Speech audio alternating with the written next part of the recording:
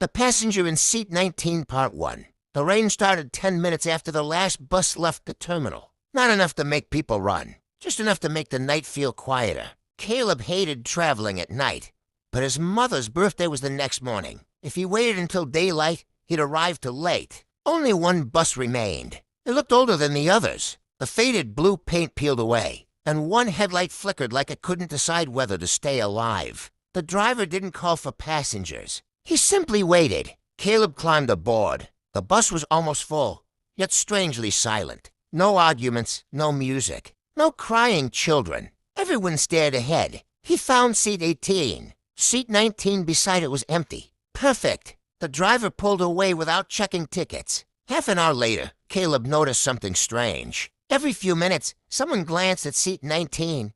Never for long, just enough to check if someone had arrived. He ignored it until an elderly woman across the aisle leaned over. "You shouldn't put your bag there. It's empty. It won't stay that way." Before he could ask what she meant, she looked away. The road stretched through endless forest. Around midnight, the bus stopped beside an abandoned roadside shelter. No lights, no sign, just a rusted bench. The door opened. Nobody stood outside. Still, the driver waited. 30 seconds. 1 minute. 2. Then, footsteps. Soft taps on wet concrete. Every passenger lowered their eyes. No one looked at the door. The footsteps came closer. The bus shifted slightly, as if someone had climbed aboard. Caleb saw no one. The doors closed. His backpack suddenly slid onto the floor. Seat 19 looked empty, but the cushion was pressed down, as though someone invisible had just sat there. He reached for his bag. The old woman grabbed his wrist. "Don't touch it yet." "Why?" she whispered.